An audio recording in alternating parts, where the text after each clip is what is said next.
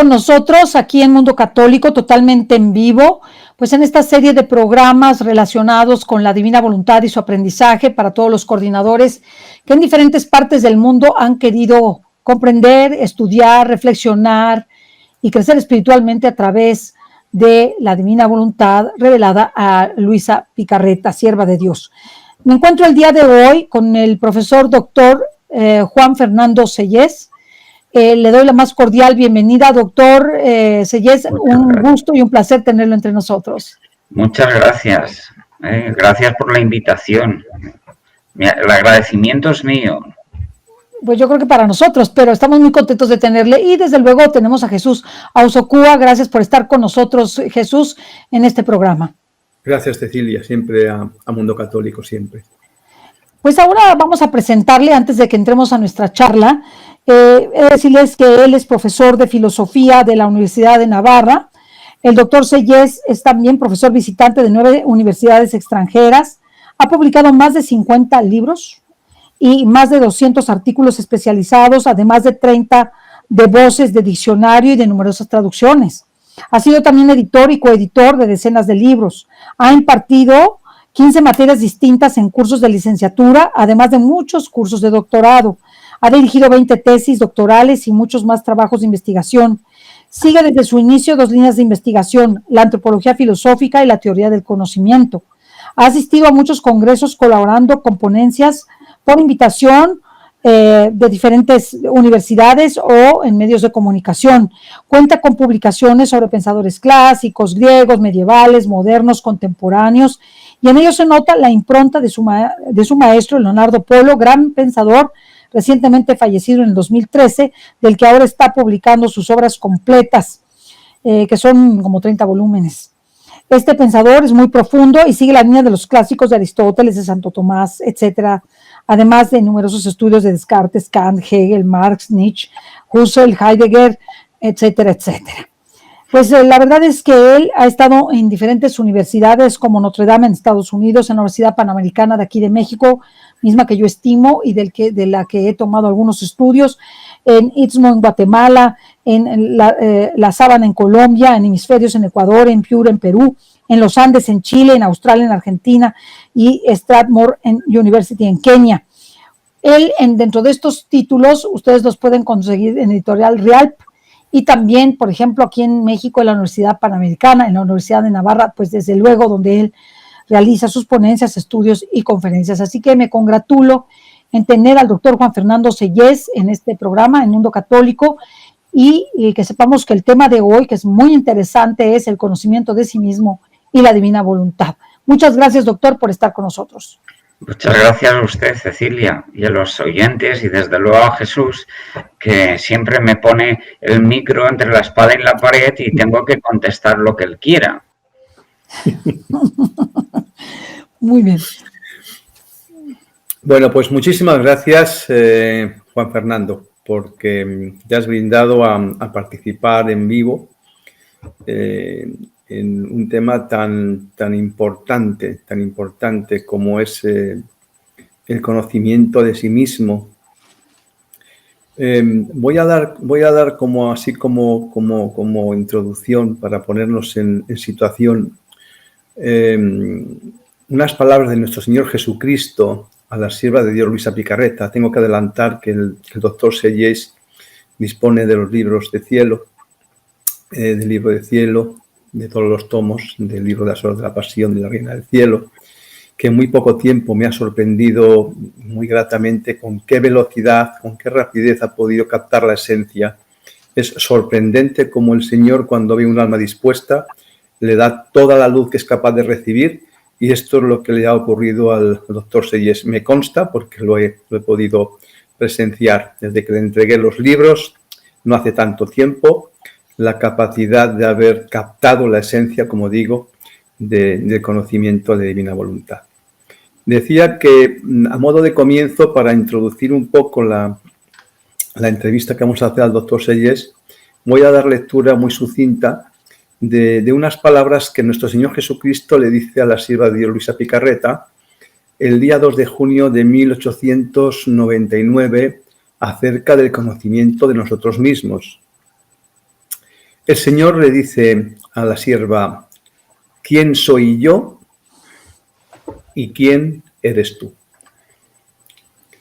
Entonces, le dice nuestro Señor, después de hacerle unos comentarios, la sierva, le dice el Señor, el favor más grande que puedo hacer a un alma es el hacerse conocer a sí misma.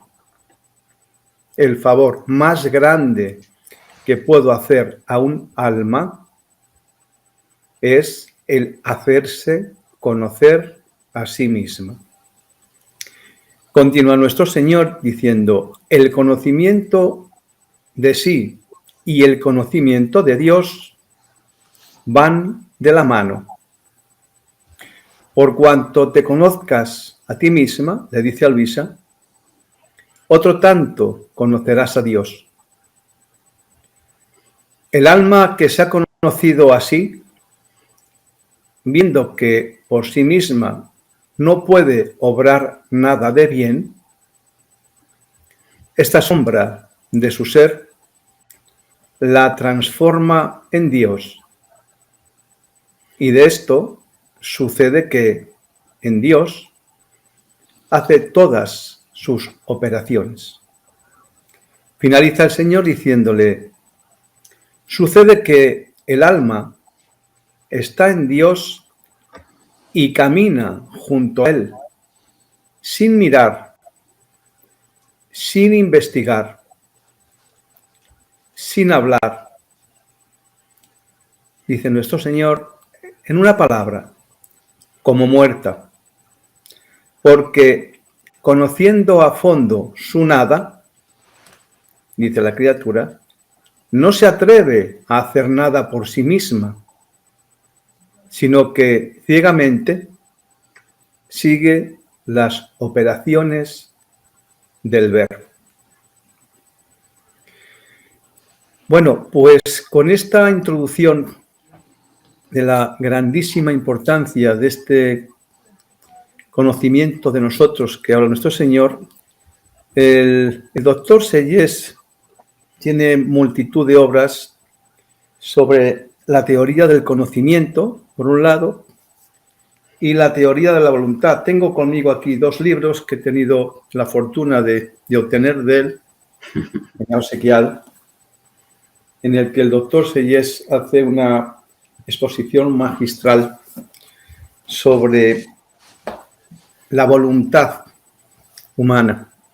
Esa que el Señor nos pide cuando nos da a conocer la existencia de la divina voluntad.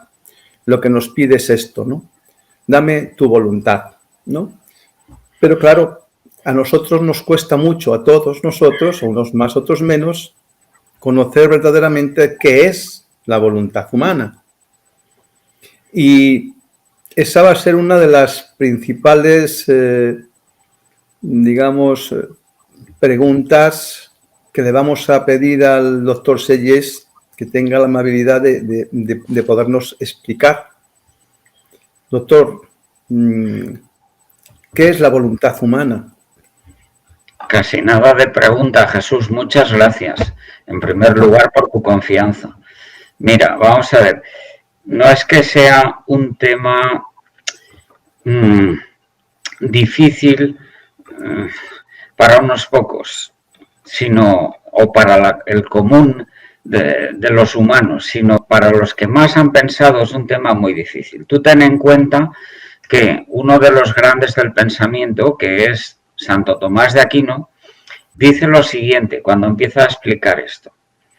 Todos han advertido de una manera u otra, todos los precedentes, quiero decir, toda la filosofía clásica, los griegos, todos los medievales, que Dios es pensamiento, que Dios es logos, dice él, que Dios es, bueno, pues una verdad sublime, transparente, en la que te puedes adentrar, conocer cada vez más, pero fuera, al margen del cristianismo, nadie ha entendido que Dios es amor, que Dios es, como tú dirías, voluntad.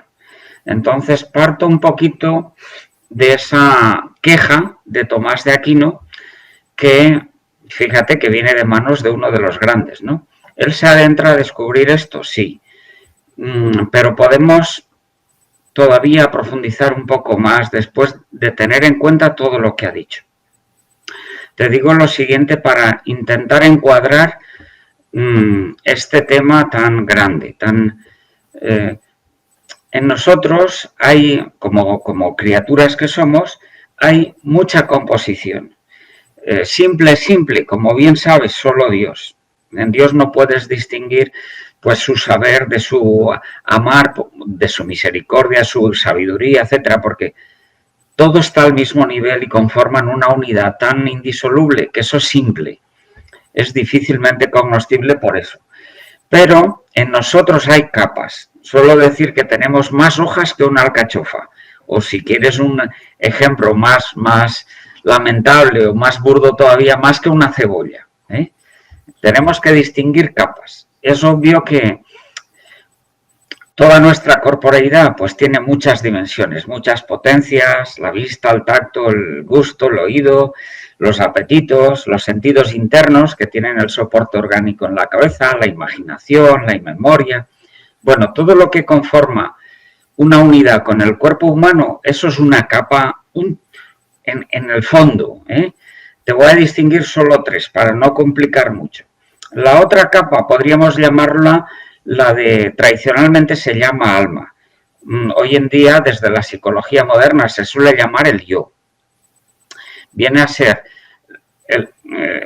la personalidad que uno conforma con todo lo que va adquiriendo de conocimientos en su razón, pues a base de educación, de lo que vamos aceptando de ella, tanto en familia como en la escuela, como en el bachillerato, como en la universidad.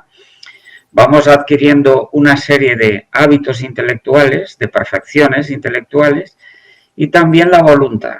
La voluntad nuestra vamos adquiriendo, a base de trabajarla durante la vida, muchas virtudes o los opuestos, que son los vicios, ¿no?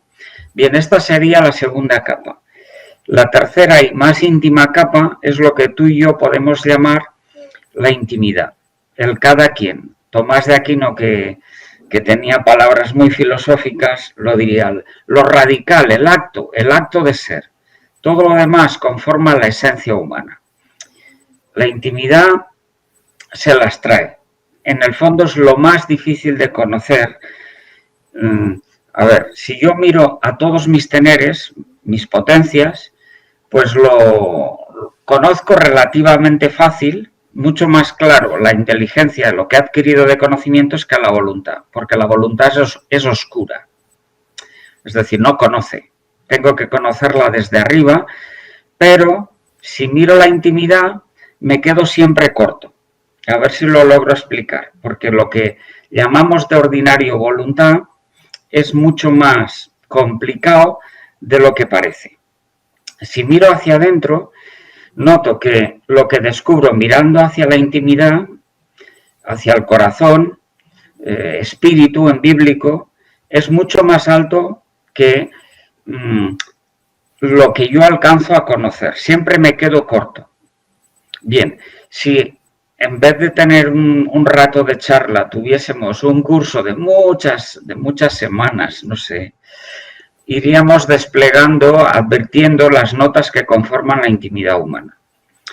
Al final notamos que cada quien es un sentido personal irrepetible, que está por encima de lo común de todo lo humano. Quiero decir, si yo con la razón, por ejemplo, hago matemáticas, pues al final las tendría que hacer como un chino, como un chileno. Si yo aprendo física, pues lo mismo me pasaría, o farmacia, o cualquier habilidad manual, pues más con unos matices, con otros, con el sello del artista, haría cosas comunes, como hacen los demás. Bien, pues por encima de todo lo común del género humano está el cada quien. No hay dos personas iguales. Eso, si empezamos a mirar hacia adentro y a descubrir esa intimidad, notamos, en primer lugar, una libertad irrestricta, que no la puedo emplear en ningún negocio de este mundo. Por mucho capital monetario o de años que yo dispusiese, pues centenares de años, por muchos centenares de años, que tú intentases hacer un hiperholding, por ejemplo, yo te preguntaría, ¿has agotado tu entera libertad personal con todo lo que has hecho? Mira que has hecho cosas imponentes. La respuesta es inmediata, no. La libertad nuestra es la energía del espíritu, es irrestricta, tiene un destinatario, es decir, solo se puede volcar respecto de Dios. Y el norte de ella es el sentido personal, una verdad tan activa, que puedes llamarla luz transparente, nativa, de entrada en la intimidad no hay defectos.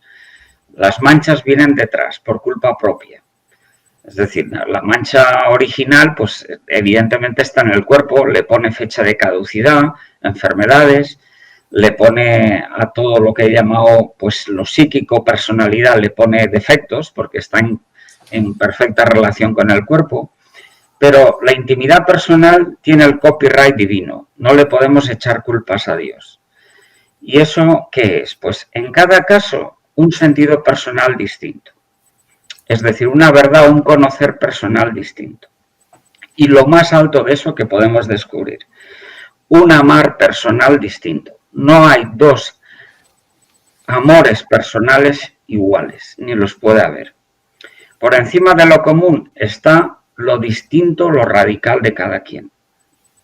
Bien, pues ese amar personal tiene también dimensiones en nosotros. La más alta es el aceptar y la segunda es el dar. Digo esto por lo siguiente, porque eso es superior a nuestra voluntad y nuestra voluntad manifiesta si somos aceptantes radicalmente de cara a Dios y en consecuencia si nos damos, o lo contrario, no aceptamos, nos retraemos y no damos ni las gracias. Es decir, de lo que pasa en la intimidad personal humana, que no tiene nativamente ni un papel de fumar entre medias entre ella y Dios, de eso beben todas las potencias humanas, vamos manifestando ese ser personal nuestro en nuestra inteligencia, poniéndole los matices propios de cada quien, estudiando una carrera u otra, dedicándonos a unas habilidades, hobbies, etcétera, u a otros. Y lo mismo respecto de la voluntad, la vamos matizando, el modo de querer nuestro. Bien, me parece que lo que tradicionalmente se ha llamado voluntad, tanto en Dios como en nosotros, le podemos cambiar un poquito de nombre. Le podemos llamar amar personal. Cada uno es un amar personal distinto. A ver si me explico. La voluntad no es la persona que tú eres, sino de ti. En cambio, tú sí que eres un amar personal distinto, un conocer personal distinto, una libertad irrestricta distinta. Y todo eso ennortado a un destinatario que es Dios, el único que te puede aceptar irrestrictamente la libertad que tú eres.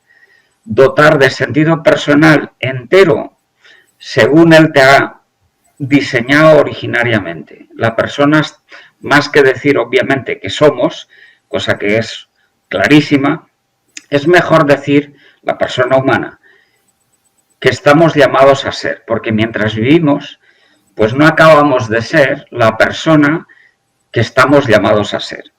La persona creada es creciente, es una libertad creciente de cara al destinatario, un conocer personal que va descubriendo progresivamente su sentido personal de cara a Dios y un amar, un aceptar y un dar distinto, creciente de cara a Dios. Pues bien, eso es lo más parecido en nosotros respecto de Dios. Dios es un amar personal distinto, es un conocer personal distinto, es una libertad distinta. ¿Qué pasa con la voluntad? Pues la voluntad como potencia, no como ese amar que es el rescoldo del espíritu, como potencia es un poco inferior. ¿Por qué? Pues porque mira, la voluntad quiere aquello de lo que carece. Pues quiero tener este amigo que, mira que la amistad es una gran virtud, de las más altas de la voluntad. Quiero tener esta mejoría en el trabajo, en la posición para mi familia. Todo eso son deseos muy buenos de la voluntad, quereres. La voluntad quiere aquello de lo que carece. En cambio, el amar personal en modo alguno es carente, deficitario, sino que es justo al revés. Es efusivo, desbordante, y no por mucho que ame, decrece. Es creciente constitutivamente a menos que le demos la espalda al crecimiento. ¿Qué es lo que pasa con lo que tú me decías? Lo que pasa es que conocer el sentido irrepetible, novedoso, personal que uno es, no sé cómo decirte, es algo, aquí en España, en el sur, dicen, cuando Dios crea a una persona, rompe el molde. Las notas comunes de lo humano son muy afines. Las profesiones, los modos de hacer son afines, pero la persona no es afín, sino que es irrepetible en cada caso. Te digo esto porque si descubres el hondón de lo que es el espíritu humano, la intimidad personal, sabes que eso en cada quien, sea igual me da que sea un niño, que sea un anciano que está sufriendo enfermedad, que sean los que se están refugiando, salidos de Ucrania, en Polonia, en los países de una sola persona, es superior a todo lo común del género humano. Es decir, todos los premios Nobel que podríamos conseguir. Si uno se da cuenta de esto, vive en consecuencia. Bien, pues esta persona, desde luego, no la podemos juzgar. Podemos juzgar lo común de ella. Pues mira, trabaja más o menos, trabaja con puntualidad, trabaja con curiosidad, desde luego, muy bien, es juzgar. Pero eso no es juzgar a cada quien. Eso es juzgar las acciones de cada quien. Eso es ética. La clave es, y no tenemos acceso natural a ese quien. No podemos juzgar la intimidad de los demás. La intimidad solo está en manos de Dios. Y ya te digo, es Dios el que la va revelando progresivamente en la medida en que uno la va buscando. Naturalmente uno puede mirar hacia adentro, hacer el ejercicio de descubrir su papel, su encargo divino en este mundo. Pero ya te digo que nos quedamos siempre cortos, porque el conocimiento mediante el cual accedemos a nuestra intimidad es un instrumento, en clásico se llama hábito de sabiduría, un saber muy alto. Siempre es escaso respecto del tesoro que hay que descubrir. La intimidad irrepetible de cada quien, de cara a Dios. De modo que la mejor manera de acertar es, desde luego, preguntarle a Dios. Y esto, ten en cuenta que no es exclusivamente asunto, desde luego que los cristianos, los católicos, lo tenemos mucho más fácil. Pero también es constitutivo de cada persona. Estamos hechos para ir a Dios. Expansivamente, crecientemente. Y Dios no tiene las manos atadas ni siquiera a los sacramentos. Para elevarnos, para hacernos cada vez más transparentes, para endiosarnos, puede elevarnos. Desde luego lo tenemos más fácil con los sacramentos, pero también en contacto directo con cada quien. Porque ya te digo que entre uno y Dios no media ni un papel de fumar, a menos que uno ponga impedimentos. Ahí radica, como bien sabemos, lo que es la culpa de la separación, el pecado, en el fondo, en una palabra, ¿no? Bien, entonces, primer asunto, lo que de ordinario llamamos voluntad divina y voluntad humana, dándole mucha importancia a ambas realidades. Hay que mejorar ese modo de decir nuestro. Porque no se trata solo de nuestro querer, de una potencia, aunque sea esa potencia inmaterial, del estilo de la razón, pero en vez de conocer, queriente, sino que se trata de algo superior, del amar personal irrepetible de cada quien. que es vinculante. No puede haber un amar aislado, no correspondido, ni en la persona creada ni en Dios. Dios, por tanto, a la fuerza es pluripersonal. Un Dios monopersonal, es decir, una aceptación, no aceptar, una donación y una aceptación no mutuas, no vinculadas, sería la tragedia absoluta, sería la soledad, la despersonalización crasa. Eso solo existe en el infierno. No sé si me explico, ¿no? Bien, somos por tanto mucho más, cuando un santo como Luisa Picarreta, pues Perdón, está doctor, se está entrecortando. Sí, dime. ¿Se ha interrumpido? Hemos perdido, doctor Sellés. No, yo no te oigo. Yo aquí lo escucho perfectamente. A ver si me ayudan los técnicos. Te hemos perdido. Sí. Se ha congelado la imagen. Yo lo veía todavía cuando usted ya no lo veía. Tuvo un problema de red, estamos esperando. Sí, vamos a esperar un poquito. Yo no sé sí, si... Lo que nos dice el doctor Sellés es importantísimo. A usted tampoco se le escucha bien, Cecilia, está entrecortado. ¿Estoy entrecortada? Las personas que nos acompañan escuchan bien, pero... A ver, que nos digan si las personas que nos acompañan escuchan bien. A mí y a Jesús, a Osokua. Usted, ha habido un momento en que ha estado entrecortado, Cecilia, usted. ¿Ahorita ya me escucha? Sí, perfectamente. Ok. Yo creo que ha salido, el doctor ha salido y imagino que volverá a conectarse ahora. Sí. Así se escucha, mire. Se escucha, sí se escucha, sí se escucha. Aquí todos me contestan.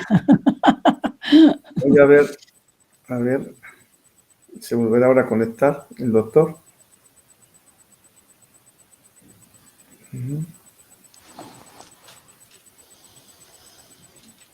Ay, Dios mío.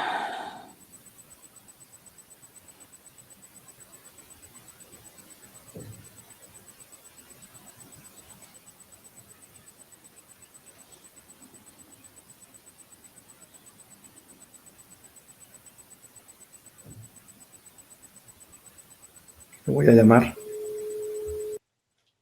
Sí.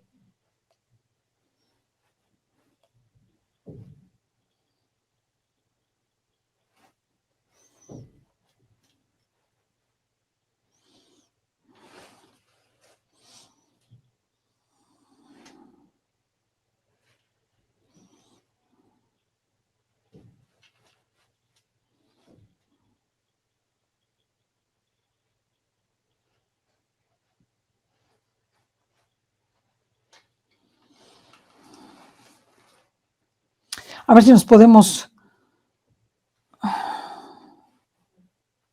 ¿Está ya? A ver. ¿Funciona? Ahora. Ahora sí. Bueno, entonces, de momento, a lo mejor es providencial, hemos descansado, hecho descansar un poco a los oyentes. Sí. Doctor Sellés, me gustaría hacerle alguna apreciación. A ver, si consideramos que amor, el amor no el humano, sino el sensitivo, sino el amor, la esencia del amor, es donación, es darse. Sí. ¿Podríamos definir la voluntad humana como esa capacidad de darse? Genial. Mira, Jesús, el aceptar y el dar son íntimos o trascendentales. Es la persona que tú eres, una dimensión de ella. La voluntad, como potencia humana, nativamente está a cero, igual que la inteligencia. Son potencias inmateriales que no tienen soporte orgánico, pero de entrada, Aristóteles te decía, tabula rasa para la inteligencia, es decir, como una tablilla de cera en la que no hay todavía nada escrito. Así escribían antes, ¿no? Con un estilete, un punzón, que iban poniendo caracteres sobre una tablilla recubierta de cera, endurecida, pues iban grabando las letras griegas. La voluntad es potencia pasiva, dice Tomás de Aquino. De entrada cero. La empezamos a activar desde arriba, es decir, tú y yo. Y unos la activan más y otros menos, aunque sean de la misma familia, incluso gemelos, teniéndolos en la misma educación, en la misma clase, en los mismos hobbies.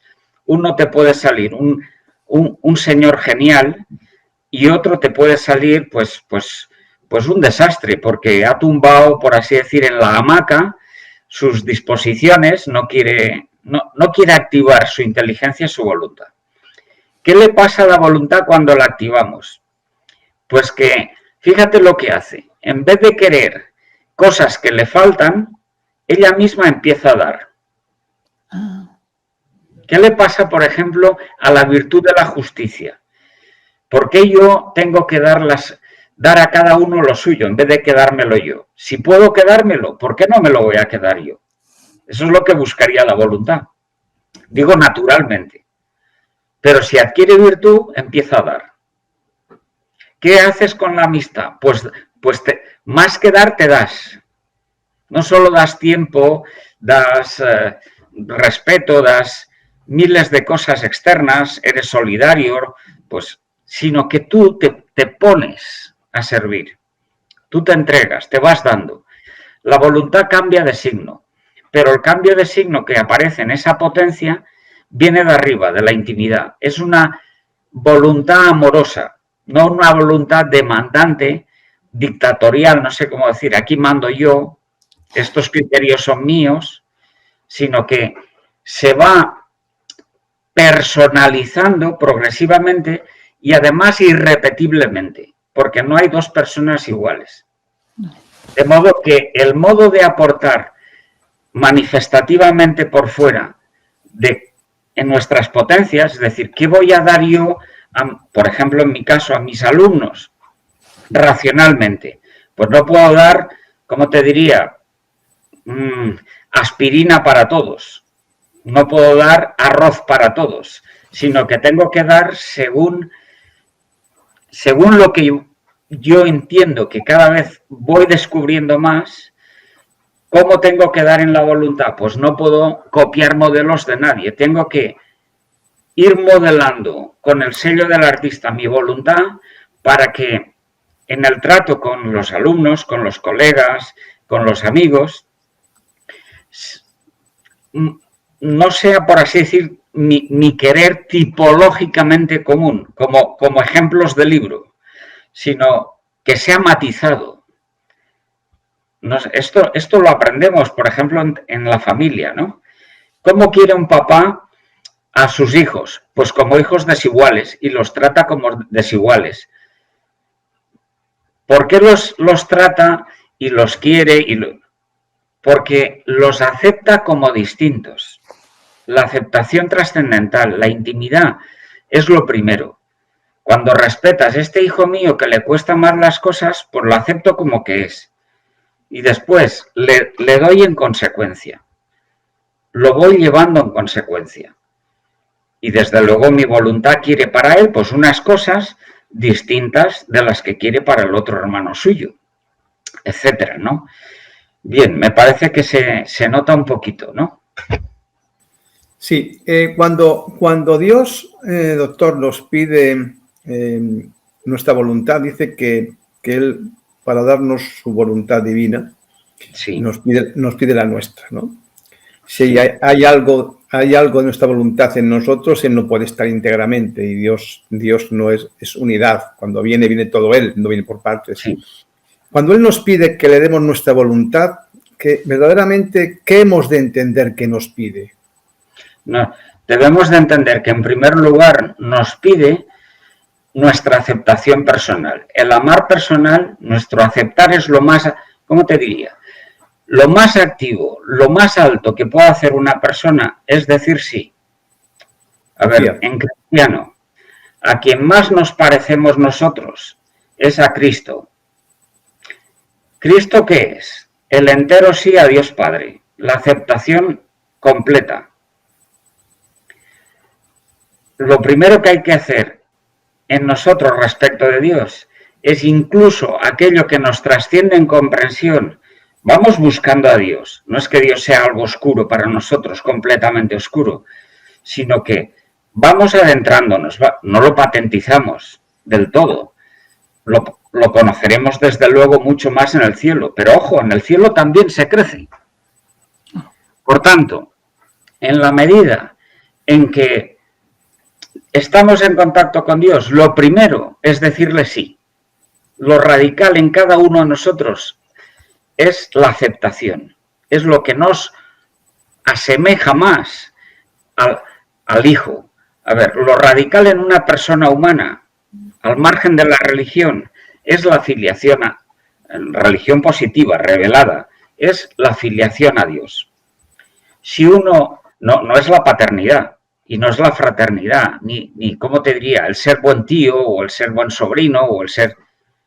Todas las relaciones humanas están segundas, como ejes horizontales, respecto del eje vertical, que es la filiación. Uno será buena madre en la medida en que sea buena hija. Acuérdate de eso de San Agustín y su madre, ¿no? Su madre estaba preocupadísima con el trasto de Agustín de Hipona, que tenía más de 30 años, 33 en concreto, se había juntado sin casarse, ya tenía un hijo y era un loco de la vida, un turista, un académico excelente, pero un turista. Y su madre decía, pero ¿qué? No hago carrera con este hijo, ¿qué hago? Y siempre que estaba con él le decía, Agustín esto, Agustín, a ver cuándo sientas la cabeza, Agustín lo otro. Y un día, tan preocupada como estaba, le dice a Dios, ¿qué hago? ¿Qué hago? Y oye, como Luisa Picarreta, que tiene tantas mociones divinas, oye esta moción. Queridísima Mónica, habla más a Dios de Agustín que a Agustín de Dios. Lo traduzco con lo que estamos hablando. ¿Quieres ser buena madre? Sé tú primero buena hija. Ponte en contacto con Dios, porque en la medida en que tú seas mejor hija de Dios y te fíes más de Dios, que Dios cambia a la gente por dentro, en esa medida sabrás tratar a Agustín como distinto. Sabrás que no como quieres tú que sea, sino como él está llamado a ser de cara a Dios. Creo que se ve un poco, ¿no? Sí. Perfectamente. Doctor, ¿cómo conjugamos voluntad con racionalidad? Porque somos seres eminentemente racionales, todos nos lo cuestionamos, todos nos lo preguntamos, el por qué, y esto por qué, y esto por qué. Genial. ¿Cómo conjugamos? Te digo lo siguiente. Las dos potencias están en nuestras manos, la razón y la voluntad. Pero no son lo más importante. Déjame marcar esto. Siempre es mucho más importante el conocer íntimo, personal, el amar personal, que nuestros conoceres racionales y nuestros quereres voluntarios. ¿Cómo conjugar esas dos potencias? Tomás de Aquino te decía, tenemos que intentar, el consejo es sabio, intentar bascular las dos, hacer de las dos que como un tándem de tal manera que sean como un matrimonio bien avenido. Porque hay muchos que tienen pues mucha excelencia, por así decir, en su currículum, pero que moralmente, voluntariamente son un caos. Y al revés, cabe la posibilidad de que tengas gente voluntariosa, que quiera adquirir virtudes, pero que no tenga suficiente formación intelectual, racional, etc. Bien, yo te diría lo siguiente. Solamente se pueden vincular desde arriba. No se vinculan ellas entre sí. Quiero decir, en la medida en que uno va descubriendo el sentido personal irrepetible que es y está llamado a ser, le va diciendo a su razón, pues no tanta economía y un poquito más de humanidades. O al revés, un poco más de derecho que te cuesta y no tanta película o novela. Y lo mismo le va diciendo a su voluntad. Tú no tienes que formatear tus virtudes como, ¿cómo te diría yo? Como tal santo, como tal protagonista histórico de televisión. No, tú eres tú. Con lo cual, matiza las virtudes de la voluntad según eres tú. Y entonces, ¿qué haces? Personalizar las potencias espirituales de acuerdo con lo que vas descubriendo en tu intimidad. Las vas coordinando. De modo que no te dedicas a copiar modelos estereotipados o hacer las cosas aunque cuesten porque sí, sino según lo que vas descubriendo de tu derrotero personal, tu encargo divino. ¿Se ve? Sí. Vamos a irlo complicando un poco más, doctor. Vamos a introducir el elemento libertad junto a la voluntad y junto a la racionalidad. Casi nada. Pero eres un filósofo, Jesús. Vamos a ver. De entrada, también es tesis de Tomás de Aquino. La inteligencia, cero libertad, porque está a cero, tabula rasa. Y la voluntad, cero libertad. Siguiente cosa. La libertad accede a esas potencias superiores cuando adquieren respectivamente hábitos una y virtudes la otra. Una inteligencia con hábitos intelectuales, por ejemplo el de prudencia, por ejemplo el de ciencia, es mucho más libre que una inteligencia que no es prudente y que no tiene ciencia. Por ejemplo, ¿quién es más libre respecto de un río, de cruzar un río? ¿El que sabe trazar con ingeniería un buen puente o el que no sabe? Es obvio que el que sabe es más libre respecto del río. ¿Quién es más libre respecto a una enfermedad? ¿El que descubre una vacuna que la combate bien o el que no acaba de hacerse cargo? Es obvio que el que más sabe, en este caso hábito de ciencia experimental, es más libre que el que no sabe. Vamos a ponerlo ahora en la voluntad. Un chico, por ejemplo, acaba la carrera de Derecho y le cae en su oficina un pleito en el que tiene que participar y es el primer caso que tiene. Virtud de la justicia, por tanto. Se vuelve a leer el manual, le pregunta a su abuelo, que era juez, cómo proceder en este caso. Le pregunta a otros colegas, está como un flan, no sabe qué hacer. ¿Qué le pasa a ese chico? Sí, no se ha dejado corromper y ha sido justo durante 18 años. Que lo que antes le suponía estar como un flan, ahora lo resuelve olímpicamente y además plácidamente, a gusto. Ha adquirido la virtud de la justicia en la voluntad. ¿Qué le ha pasado a esa voluntad? Se ha liberalizado respecto de problemas. Yo creo que se ve. Interesante. En la inteligencia y en la voluntad adquirimos, porque de entrada no las tenemos, la libertad cuando la persona libre que eres tú las va enjollando, es decir, haciendo adquirir progresivamente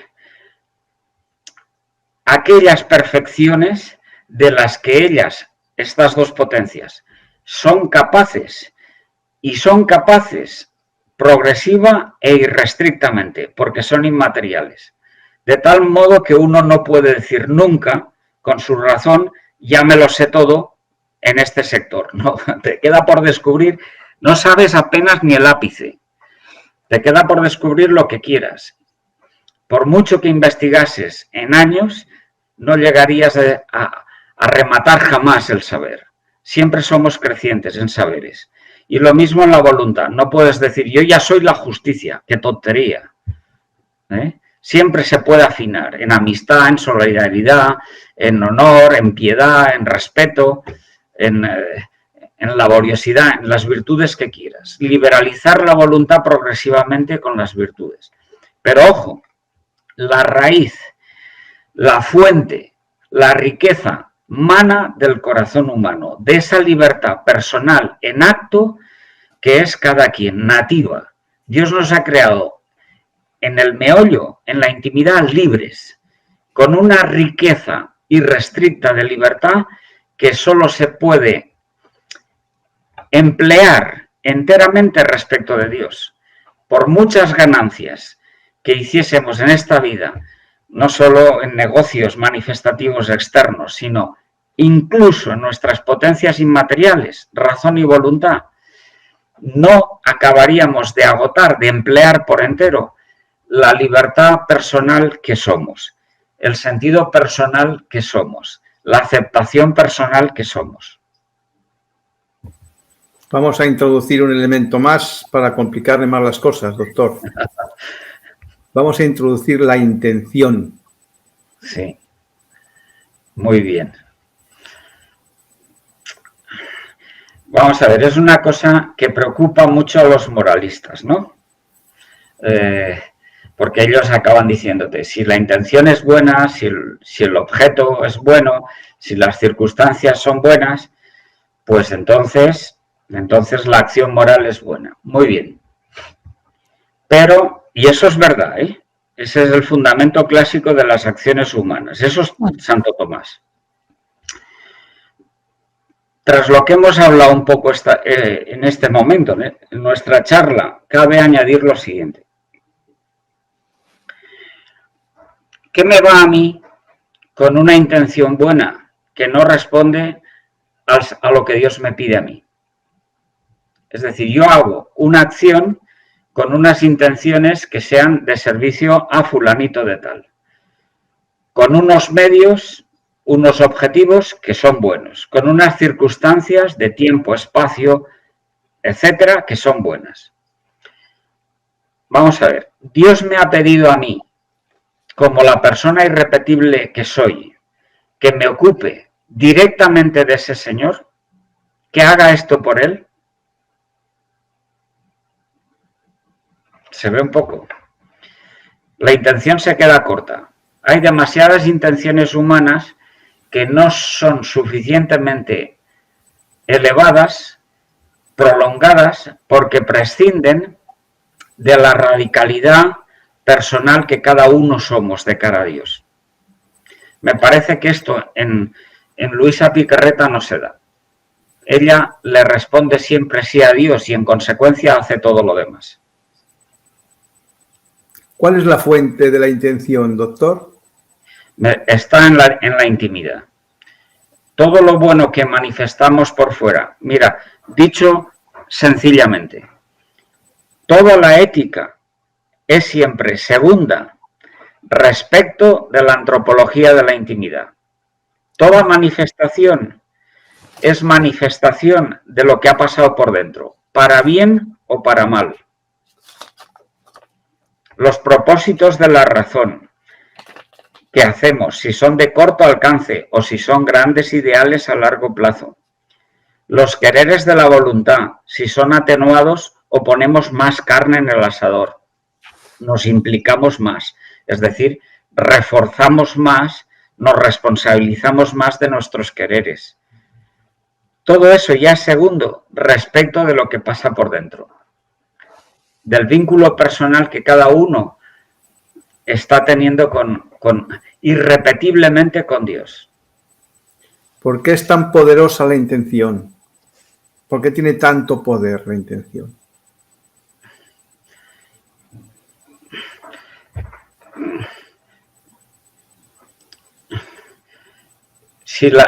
Depende de, ya te he dicho, si la mides solo en el plano de las manifestaciones, no tiene tanto poder. Pero si la mides en su nacimiento, estoy haciendo esto de cara a Dios porque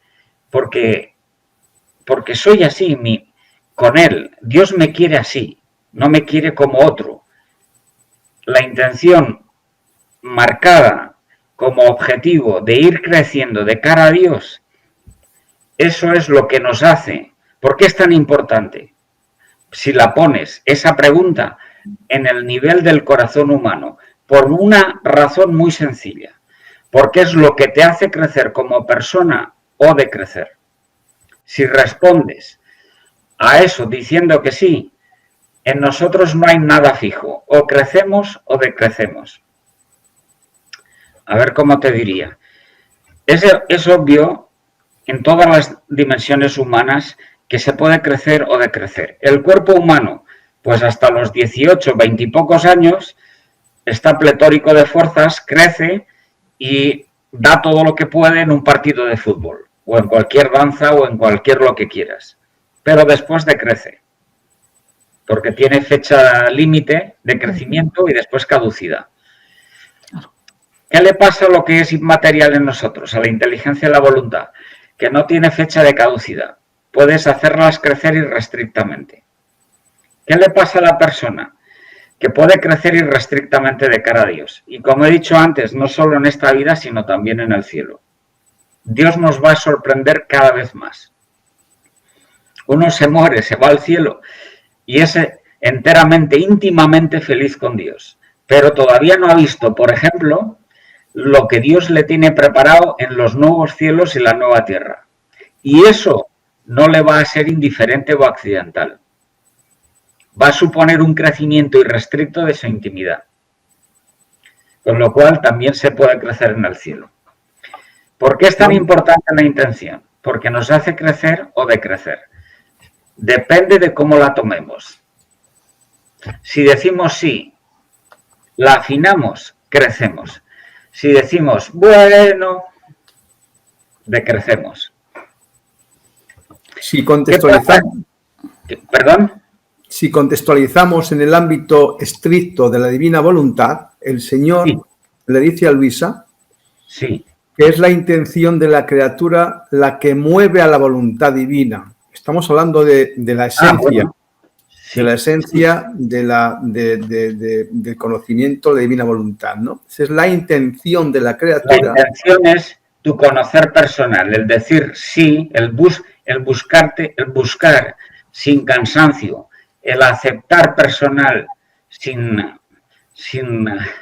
poner condiciones, el darte en consecuencia, el orientar hacia ahí tu libertad personal. Si eso es palmario, transparente de cara a Dios, Dios no es mal pagador, no se hace rogar, se vuelca. Y no solo en nosotros, sino en lo que a través de nosotros podrá construir, porque es el primer autor de la historia, quiere decir, el primer protagonista. Lo que puede hacer a través de nosotros en toda la posteridad, pero en primer lugar en nosotros. ¿Cómo te diría? Dios le cae la baba ante un hijo suyo que se comporta así. Es la mejor madre de todas, ¿no? Cuando no ponemos ningún impedimento, cuando intentamos hacer todo lo que podemos, en la medida que descubrimos, que conocemos lo que Dios nos pide en la intimidad personal humana, en esa medida la correspondencia divina es magnánima. Pero te voy a hacer una pequeña explicación. No nos damos cuenta muchas veces de lo que Dios nos eleva y de lo que Dios nos da, por una sencilla razón. Dios es un buen barman, no pasa factura. Nos da sin hacerse ver. De tal manera que a nosotros eso nos viene bien. Porque si notásemos nuestro propio crecimiento personal, diríamos, oye, es que soy mejor que el protagonista de este filme, ¿no? Soy demasiado. Tenderíamos a creérnoslo. Y la clave de la persona creada es el crecimiento, no el decir, uff, qué bueno soy, me lo he creído, hasta aquí llego. No, la clave está siempre en ir a más. Doctor, yo le quiero preguntar algo. Si la voluntad quiere, por lo tanto ama, de cada ser humano, sí, y Dios tiene voluntad que solo ama, sí. ¿por qué nosotros no nos adherimos de golpe a la divina voluntad? Es el problema del pecado. Caramba, Cecilia, qué preguntitas. Necesitamos un curso entero. Vamos a ver. ¿Qué pasa? Voy a intentar poner un poquito el marco de lo que pasó la primera vez en la historia que pasó esto. Eso se llama el pecado original de Adán y Eva. Fíjese que hay lo siguiente. Al inicio te dice Dios repetidamente que todo es bueno. Por tanto, no existe el mal. El mundo es bueno, la luz es buena, los peces, las aguas, los vegetales y animales son buenísimos. Y el hombre es muy bueno. ¿Dónde está el mal? No está. Dios es bueno. El hombre tiene relación transparente, directa con Dios. ¿Dónde está el mal? No está. Pero viene el tentador. Empieza la insinuación.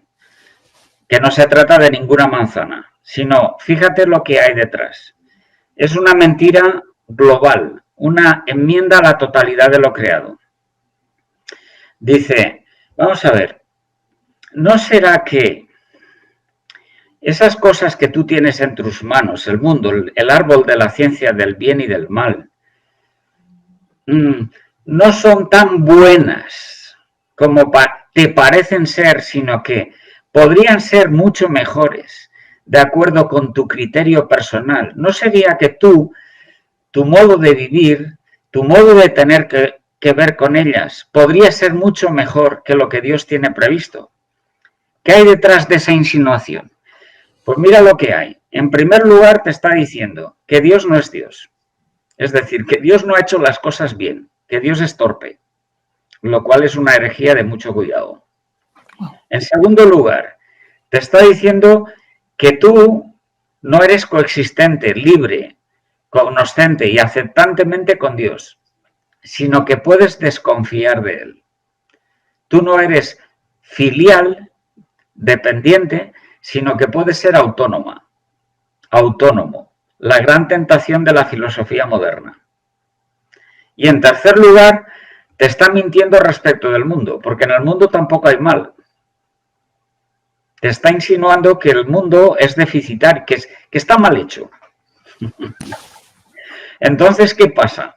Pues solo puede haber mal si tú te crees esa insinuación. Si tú te la comes en tu intimidad, si tú dices dentro, vale, desconfío, yo creo que puedo tener un criterio superior, mejor, de cara a mis apetencias, de cara a mi voluntad, diría Jesús, que lo que Dios tiene previsto.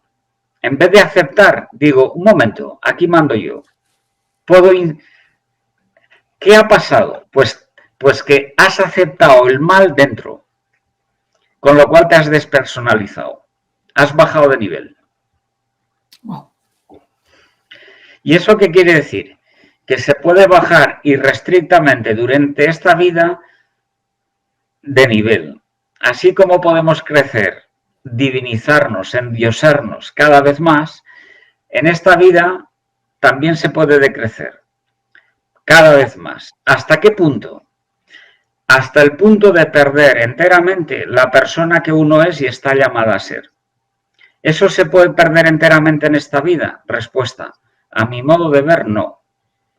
Pero si uno le va dando la espalda a Dios y quiere, por así decir, querer ser quien Él quiere ser, conformarse un sentido de yo que es individual, autónomo, separado, no vinculado, no dependiente, no creciente, al final, ¿Dios qué te va a decir? Pues ya que no querías ser la persona que estabas llamada a ser, pues no lo seas. ¿Y qué te pasa? Pues que no lo eres. Y si no lo eres, ¿en qué te transformas? Pues lo único que te queda a mano es el yo.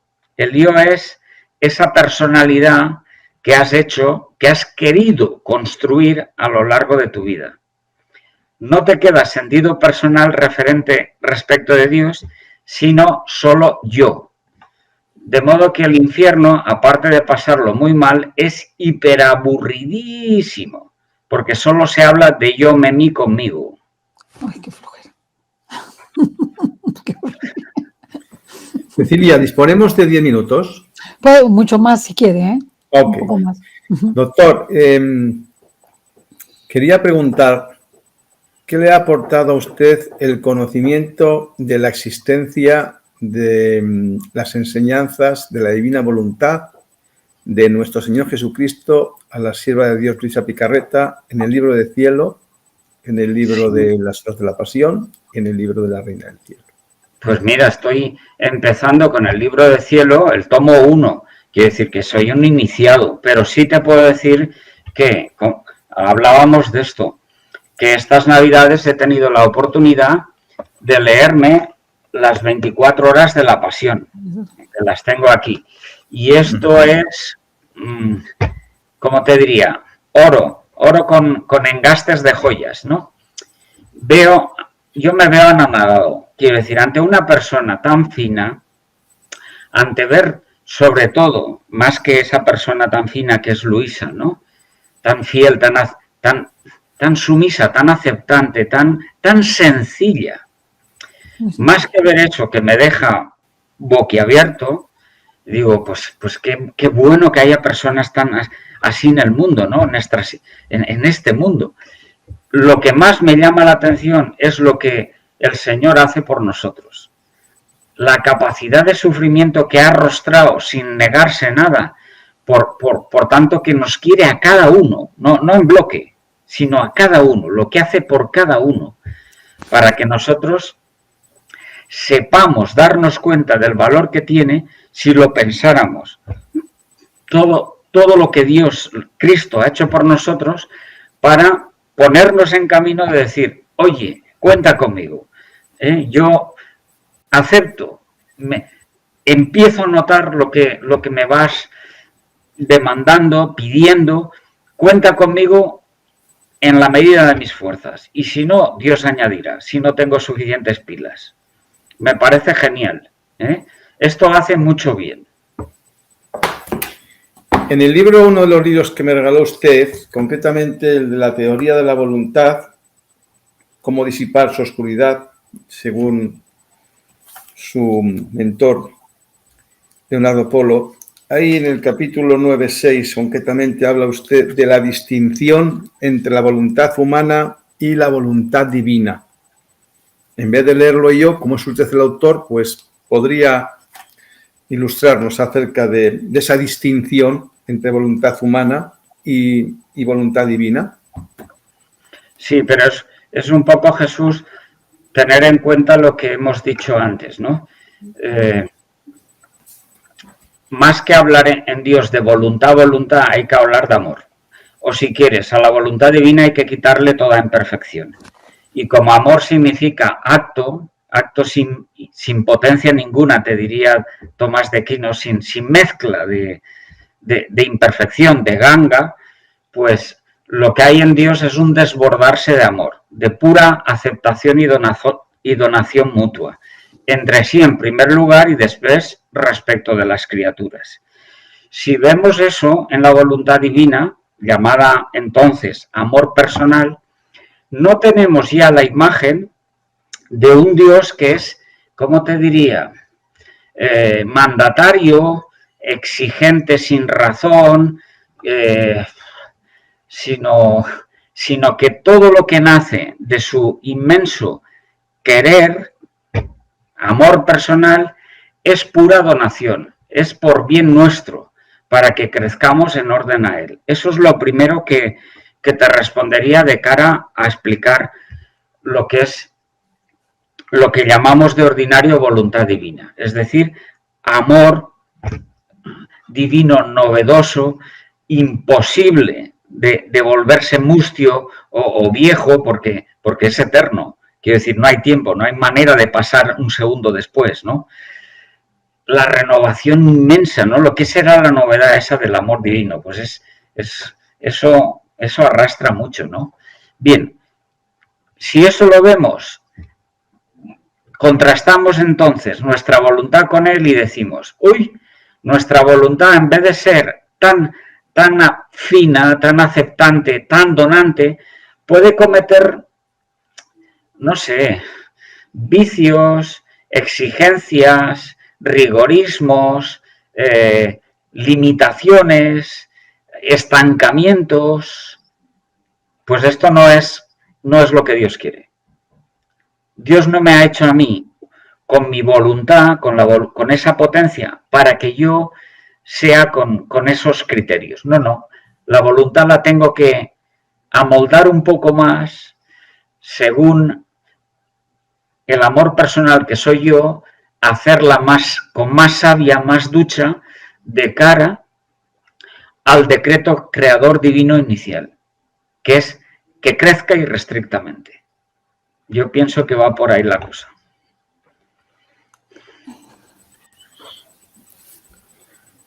Yo sé que lo que estamos tocando son temas para muchos programas. Hemos hablado de la esencia del conocimiento de la divina voluntad, en definitiva del hombre y del creador respecto al hombre, ¿eh?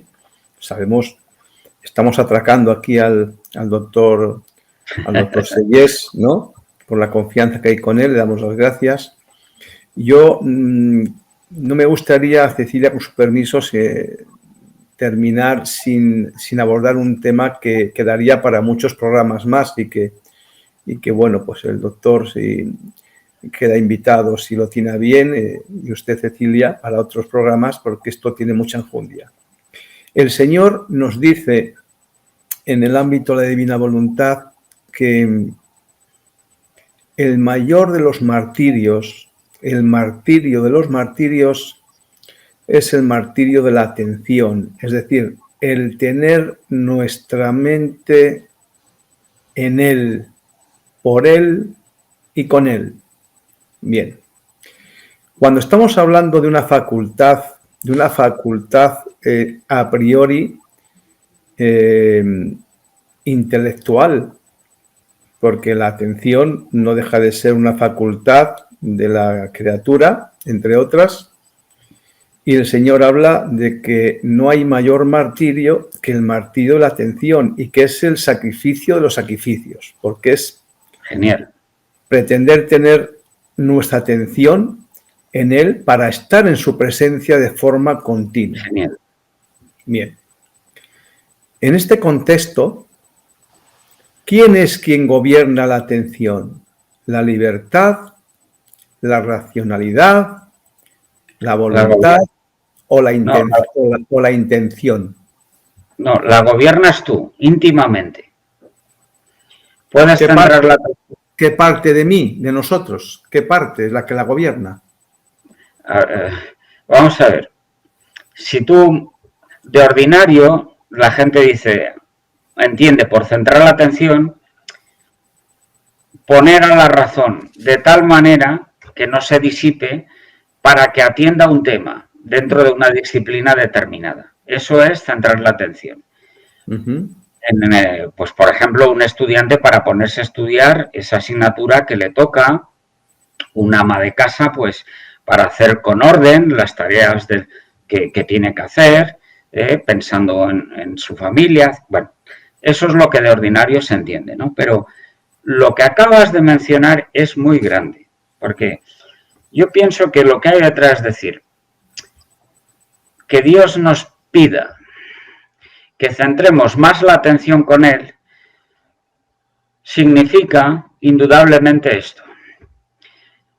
Toda la modernidad, y no desde hace 10 años, sino siglos, mira hacia afuera. Está obcecada en las manifestaciones. Hoy diríamos, unos en su negocio, otros en su fama curricular, otros en su prestigio, pues de este tipo o del otro. Centramos excesivamente la atención fuera. ¿Qué es lo que coordina todas esas exigencias de fuera? Lo que antes hemos llamado el yo. ¿Qué nos está diciendo Dios cuando dice, oye, céntrate un poquito más en mí? Nos está diciendo, de alguna manera, pon un poco en sordina, entre paréntesis, tu yo. No te obceques en tu yo. La clave de tu vida no está fuera, está dentro. ¿Para qué tanto correr por fuera? ¿Para qué tanta exigencia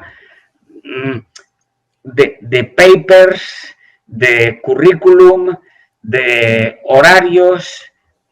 ¿Qué te va a ti felicitariamente, personalmente, como quien eres? ¿Qué ganas tú al final con todo eso? No se trata de omitirlos, sino de hacerlos después de haber puesto la atención donde hay que ponerla, no en primer lugar en ellos. Es decir, tenemos que saber reírnos, no sé cómo decirlo, un poco más de nuestro yo, de nuestro criterio, de nuestra centrar la atención en las preocupaciones a las que nos atora este mundo que circula con demasiada prisa hacia ninguna parte. Es decir, poner fin al imperio de los sentidos. De las preocupaciones que no tienen demasiada trascendencia. Bueno, sí, de acuerdo. Muy bien. Sí, porque finalmente están los sentidos, que te distraes con todo lo que te rodea y no en Dios, no te centras en Dios. Sí, de acuerdo. Los padres de la Iglesia del desierto, los eremitas, hablaban precisamente de ese conocimiento de lo que ocurre dentro de uno mismo, ¿no? Dice que es precisamente lo que nos distrae, los sentidos, los que hace que llevamos ajenos a lo que somos alma, espíritu, ¿no? Sí, claro. Lo que nos distrae del mundo, ¿no? Sí, tenemos esa rémora la tenemos, tanto en el cuerpo con la que nacemos, es la deuda, el lastre del pecado original, y lo que lo vivifica, que es esa franja intermedia de la que te he hablado antes. Y también la razón y la voluntad, como están siempre correspondiéndose con el cuerpo, pues tienen sus lacras, es decir, tienen sus lastres, le cuesta adquirir hábitos a la inteligencia y de hecho, bueno, me voy a permitir, aunque es más filosófico, como para un periodo de entrevista, de radiofónica, decir esto. A nivel manifestativo, lo más alto que podemos hacer es lo siguiente, lo que hemos dicho antes, hacer crecer a la inteligencia con hábitos y a la voluntad con virtudes, que tiene como raíz el madurar progresivamente en la personalidad. Eso ya es manifestativo, pero te voy a decir lo siguiente, filosóficamente. Desde finales del siglo XIII hasta aquí, no hay, y las he buscado con lupa, ni una palabra respecto de qué sean los hábitos intelectuales, y cuando se habla de las virtudes de la voluntad es para ridiculizarlas. Es decir, si en el plano de las manifestaciones no estamos sacando el partido adecuado por parte de filósofos, también de teólogos, a las potencias superiores nuestras, con hábitos y con virtudes, ¿qué clase de pensamiento tenemos? Material. Plano. Es decir, espaciotemporalista, arrastrado. No se juega nadie la vida por la verdad. No crece nadie de acuerdo con la verdad. Se dedican a opiniones, a verosimilitudes, todas las corrientes de pensamiento, a mirar para afuera. El gran hándicap de los clásicos, que era crecer sin despreciar para nada la física, el mundo externo, de cara a subordinar eso a niveles superiores de conocimiento, saber la valía de cada quien personal y de ahí saltar a Dios, eso está abandonado. Ese camino de crecimiento es justo de bajón, desde el siglo XIV para acá. Desconocimiento. Sí. Es decir, no tenemos tampoco en el ambiente, ya no solo en los impedimentos pues corpóreos o el lastre de la falta original, etcétera, sino no tenemos el mejor ambiente adecuado para seguir con lo que buscamos. Con lo cual, Lo que tenemos que hacer es, pues, ¿cómo te diría? Cada caminante, como dice el poeta castellano, siga su camino, sin mirar a derecha ni izquierda. Es decir, sigue tu sentido personal, búscalo, responde fielmente a eso. Y desde luego eso redundará también en beneficio de los demás. Yo por mi parte voy a formular la última pregunta con el permiso de Cecilia. Yo también quiero hacerle una antes de que se vaya. Y es la siguiente. Pero esto primero y déjeme hacer una al final. Un experimento a ver si nos sirve a todos los que estamos aquí en esto. Sí. Estamos todos, doctor Sellés, en la lucha de poder llegar a ese martirio de la atención que nuestro Señor Jesucristo nos pide como base fundamental de la vida en la divina voluntad. Trasladándolo al plano material en el ámbito académico, cuando hablamos de ejercicios tendentes a poder obtener esa concentración, esa atención continua en la materia, como profesor allí en la universidad, en Navarra, en Pamplona, ¿qué consejos le das a los estudiantes para que estén atentos a la materia que les ocupa? ¿Hay alguna técnica que nos pueda servir desde el punto de vista docente para trasladarlo al plano espiritual? Pues muchas gracias por todas las preguntas, pero yo diría, si es una clase, el problema de las clases es que pueden ser multitudinarias, con muchos alumnos. Centrar la atención de muchos alumnos cuesta.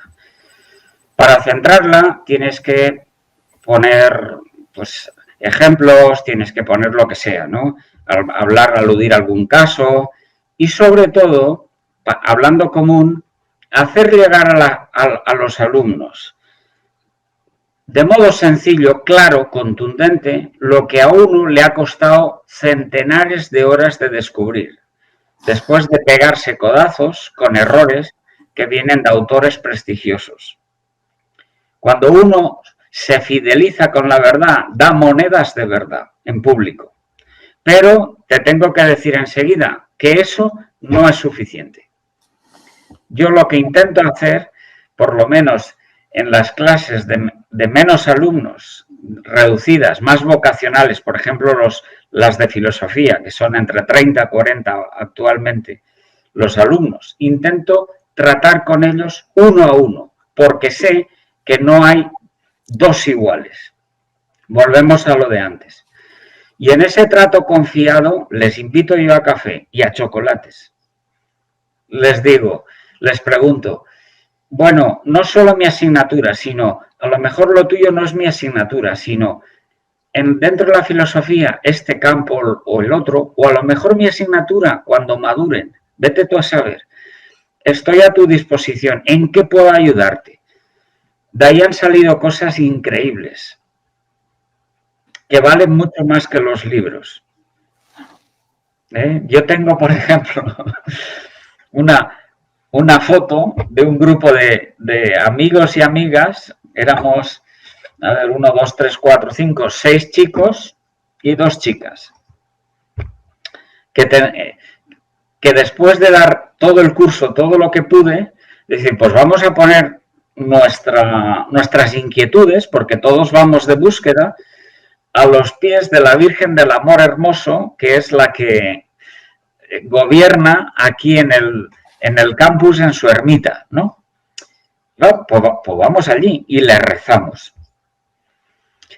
De ese grupo, de esa foto, es para tenerla todos los días delante, porque Dios no se deja ganar en generosidad, como hemos dicho antes. Y lo que pasó en ese grupo es que tengo 2 vocaciones para el seminario, uno en una ciudad y otro en otra ciudad. Una vocación de monje para un convento que es el más antiguo, el más solemne de toda Navarra, que es donde... Leire. El Leire. Pues más vocaciones, ¿no? Y otros que están todavía buscando. Y yo digo, esto no es normal en el mundo actual. Y no es normal, ¿por qué? Sencillamente porque Dios lo quiere así. No tiene ninguna otra explicación. Hemos hecho de cara a Él lo que hemos podido y Él ha añadido. Y yo estoy muy contento. Y eso me parece mucho más todavía que todo lo que les he enseñado yo. Bueno, no sé si te he respondido. Sí, hermosísimo. Doctor, yo le quiero preguntar, y a lo mejor este es para que la desarrollemos durante otra entrevista, y es, ¿cómo sé cuál es la intención que Dios ha tenido en su divina voluntad para mí? Pues no queda otra que la oración personal. Quiero decir, si en vez de hablar en cristiano fuera una alumna china, pues te diría eso, que el inventor de ti, tu creador, sabe más de ti que yo. Y yo no lo puedo suplantar. Y hablando de estas cosas, fundamentándolas en clase, ¿sabes qué me pasa? Pues con una alumna china me vienen en el descanso entre clase y clase y me dice, apenas sabía castellano, estaba aprendiendo, me dice, profesor, yo, señalaba para adentro, hija de Dios, y busco a Dios. Todavía no se sabía la palabra, dentro, no fuera. Después se bautizó cristiana, pero después. Es decir, naturalmente todo el mundo está vinculado a Dios y tiene que hacer esa experiencia, que es la primera. Para los que somos católicos, decimos oración personal. Pero ojo, Cecilia, no hay dos oraciones personales iguales. Ni tiene por qué haberlas, porque no hay dos personas iguales. Y aunque recemos manifestativamente con la cabeza, con la razón y con la boca la oración del Padre Nuestro o las oraciones de la misa, he de decirte enseguida que no hay dos Padre Nuestros iguales y dos misas iguales. Cuando eso se vive tal cual, entonces se renueva el cristianismo. Y vamos siempre de crecida, no de rutina. ¿Se ve un poco lo que quiero decir? Sí, doctor, claro que sí. Pues yo ya no quiero cansar al doctor porque pues, hay mucho que preguntarle y creo que deberíamos invitarlo para muchas veces que venga. Bueno, pues yo estoy más agradecido, Cecilia, por todo el trabajo que hacen. No, doctor, es nada a comparación de lo que se necesita hacer, porque devolver al ser humano a Dios, yo creo que es un milagro más grande, decía San Juan Crisóstomo, que cambiar las montañas del lugar. Desde luego, no me cabe ninguna duda. Y le voy a pedir como favor, que cuando esté, si está en el DF, en México, cuando vaya a Guadalupe, que se acuerde solo un pequeño recuerdo de este pobre profesor. Encantada, profesor, encantada, doctor, de acordarme de usted y hacer una plegaria por usted ante nuestra guadalupana. Con mucho gusto. Muchas gracias.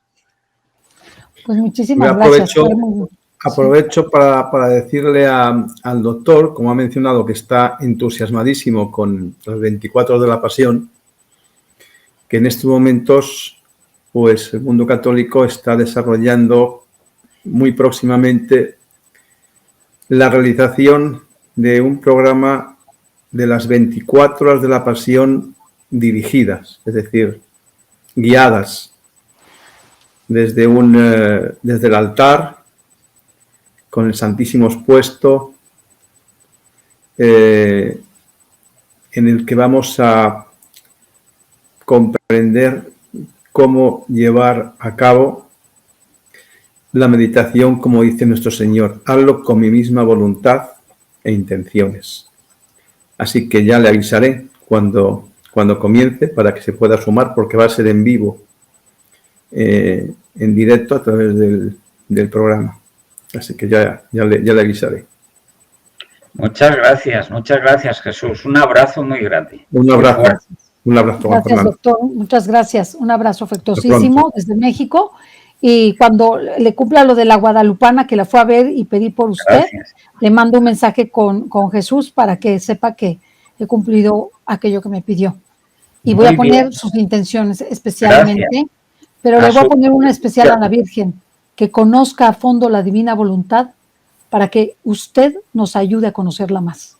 Muchas gracias.